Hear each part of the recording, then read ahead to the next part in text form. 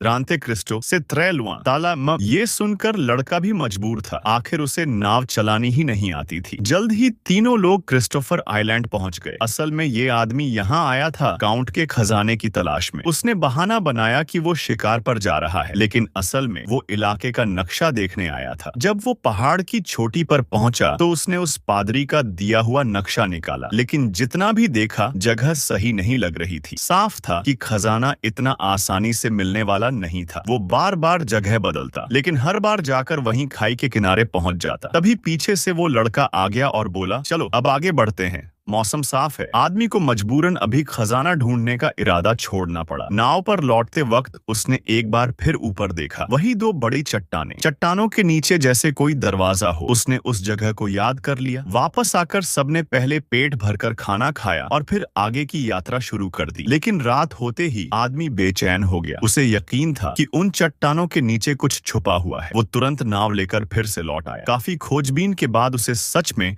एक दरवाजा मिल गया। जैसे ही पत्थरों को हटाया, एक गुफा दिखाई दी और अंदर भरा पड़ा था खजाना, सोने चांदी से भरे कई संदूक। यही दौलत उसकी बदला लेने की योजना का हथियार बनने वाली थी। कुछ दिनों बाद वो आदमी अब बन चुका था काउंट ऑफ मोंटे क्रिस्टो। वह चर्च में गया ताकि अपने आने वाले खून खराबे वाले रास्ते से पहले भगवान से माफी मांग सके। उसे पता था अकेले बदला लेना आसान नहीं होगा। तभी उसने अपने उस साथी लड़के को पैसे दिए ताकि वो फार्म हाउस वाले को कपड़े के पैसे के बहाने एक बड़ी रकम दे दे। फार्म हाउस वाला हैरान रह गया। इतने पैसे में तो सैकड़ों कपड़े आ जाते। कुछ दिनों बाद दोनों फिर मिले। इस बार आदमी ने साफ साफ कहा, मैं तुम्हें काम पर रखना चाहता हूँ। आगे जो भी काम होंगे उनमें खतरा है, लेकिन बदले में तुम्हें बड़ी रकम मिलेगी। और फिर उसने खुलकर अपना सारा सच बता दिया। कैसे उसे फंसाकर जेल में डाल दिया गया, कैसे वो भागा और अब क्यों बदला लेना चाहता है। मुझे तेरी जरूरत है क्योंकि तू जानता है मैं किसके पीछे हूँ। जब तक मैं सबको खत्म नहीं कर लूंगा चैन नहीं लूंगा। लड़के ने फौरन हामी भर दी। आखिर वो उसका जान बचाने वाला था। फिर दोनों पहुंचते हैं पुलिस स्टेशन, उस विलफोर्ट नाम के इंसान का सच जानने जिसने उसे झूठे केस में फंसाया था। लेकिन अब वो विलफोर्ट